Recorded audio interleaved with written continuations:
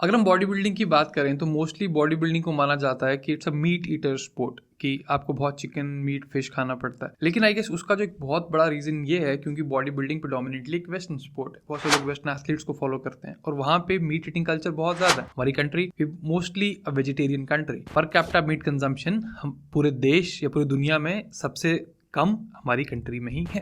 तो आज हम इस वीडियो में बात करने वाले हैं कुछ 5 गलतियां जो मैंने अपने एक्सपीरियंस में देखा है, क्योंकि आई coach people all around the world, और कुछ कॉमन गलतियां हैं जो मैंने बहुत सारे वेजिटेरियन बॉडी बिल्डर्स में देखी हैं। तो आइए बात करते हैं 5 गलतियां कौन सी हैं और हम सब एक दूसरे की गलतियों से सीखें ताकि गलतियां बार बार रिपीट ना हो।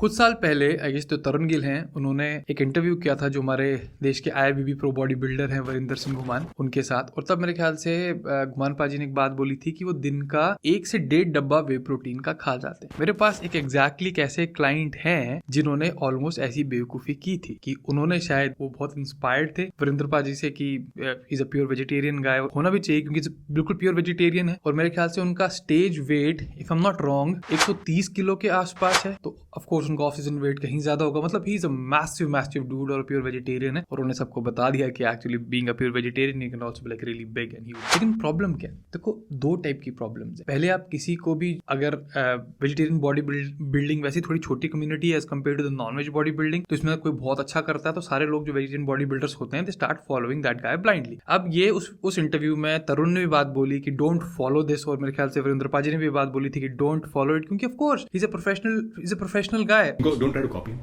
You know, he's a pro. He's 140 kilos with trained from the last 70. Trained from the last 70. अगर आप ये सोचो कि मुझे वरिंदर घुमन जैसा बनना, मैं भी आज से आधा किलो का प्रोटीन का डब्बा खाऊंगा तो ऐसा बीमार। और उसके बाद वेट भी देखो, फ्रेम भी देखो, एक्सपीरियंस भी देखो, दैट इज वन थिंग। दूसरा पार्ट, जब मैंने सबसे पहली बार इनके बारे में पढ़ा था वो दैट वाज बैक इन 2013। तब एक तारा एक सप्लीमेंट ब्रांड अभी भी आता है, बहुत पुराना ब्रांड है, उनकी एक मैगजीन आती थी, उसमें इनका इंटरव्यू था if I am not mistaken. उस टाइम को पता चला था कि इनका जो बैकग्राउंड है ये बहुत डेयरी वाला बैकग्राउंड है, क्योंकि इनके पास घर पे बहुत बड़ा फार्म है जिससे हाई क्वालिटी डेयरी इनको बचपन से ही मिलती थी। तो ये कंटेक्स्ट जानना बहुत जरूरी है। Just because Varinder Singh Ghuman is a vegetarian body builder और वो एक पर्टिकुलर टाइप की डाइट लेते हैं, डजंट मीन कि आप भी सेम टाइप की डाइट लेके सेम रिजल्ट्स पा सकते हैं। So there are lot of variables, don't copy anybody blindly, see what works for you, उसके अकॉर्डिंग आप काम कीजिए। That is number 1। नंबर 2, दूसरा पार्ट ये है कि आज के करंट डे एंड टाइम में और कोरोना के ऑनसेट ने ये चीज और बढ़ा दी है, लोगों को गट इश्यूज बहुत ज्यादा होने लग गए, IBS टाइप के इश्यूज बहुत ज्यादा होने लग गए। हमारे पास 3 महीने कैसे प्रोग्राम्स होते हैं and we have reversed innumerable IBS patients like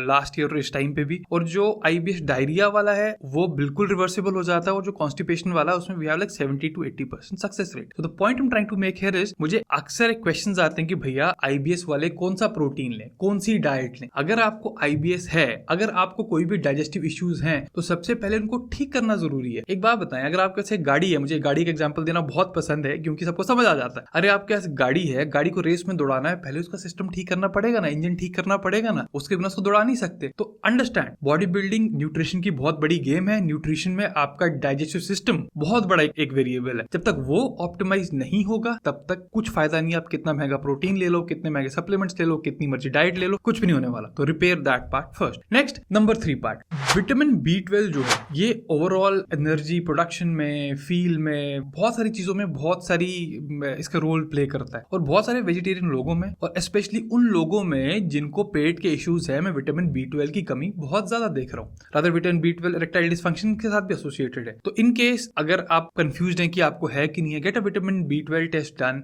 और उसके बाद अगर आपका विटामिन B12 कम होगा तो what I suggest, see a doctor, उनसे प्रिस्क्रिप्शन लीजिए विटामिन B12 के इंजेक्शंस की, विटामिन B12 पिल्स नहीं, क्योंकि जो इंजेक्शंस है they are much more bioavailable. क्योंकि मान के चलिए अगर आपका डाइजेस्ट सिस्टम ऑलरेडी कॉम्प्रोमाइज्ड है तो इसकी बायोअवेलेबिलिटी की, मतलब जो आप पिल खाते हैं आपके ब्लड स्ट्रीम में फाइनली कितना एंटर होगी वो बहुत कम होगी। लेकिन अगर आप डायरेक्टली ब्लड स्ट्रीम में इंजेक्ट कर रहे हैं कुछ, तो imagine the bioavailability part there. So B12 injections is a much more superior way to consume B12 and optimize your B12 levels as compared to the B12 pills. Also इसके साथ में एक और चीज, और ये I guess this goes for everyone, not just vegetarian bodybuilders, everyone, optimize vitamin D levels also. if vitamin B12 levels optimize नहीं होंगे तो आपके testosterone levels भी optimize नहीं होंगे, वो नहीं होंगे तो आपके जो बॉडी बिल्डिंग गोल्स हैं they'll be going for a toss. अब चौथा पॉइंट, और ये है कि पीनट बटर को अपना प्रोटीन कंप्लीट करने के लिए मत यूज करें, बिल्कुल मत यूज करें। उसका रीजन ये है कि इट्स फाइन आप 20-30 ग्राम पीनट बटर लें, उससे ज्यादा मत लें। 30 gram is fine, don't take more than that. वो क्यों? क्योंकि peanut butter is a rich source of omega 6। Let me explain problem कहां पे आती है। जो लोग रेगुलर चैनल को देखते हैं मैं हमेशा बात करता हूँ इन्फ्लेमेशन की। तो जो इन्फ्लेमेशन मान के चलिए जितनी बढ़ती जाएगी आपकी बॉडी में, तो बीमारियां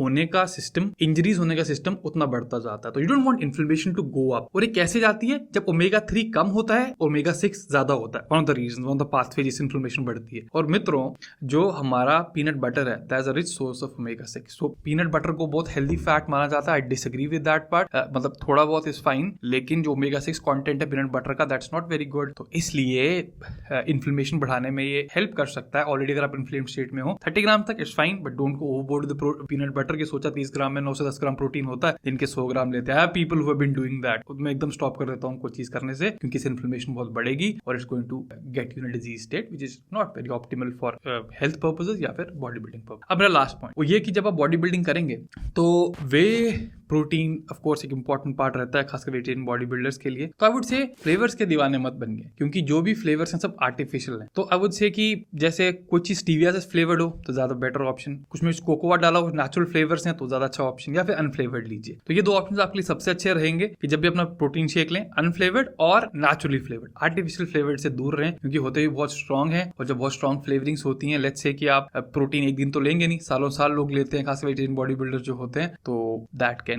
डेफिनेटली harm you. तो दोस्तों, I hope this video was helpful. I'll see you in the next one. Till then, bye.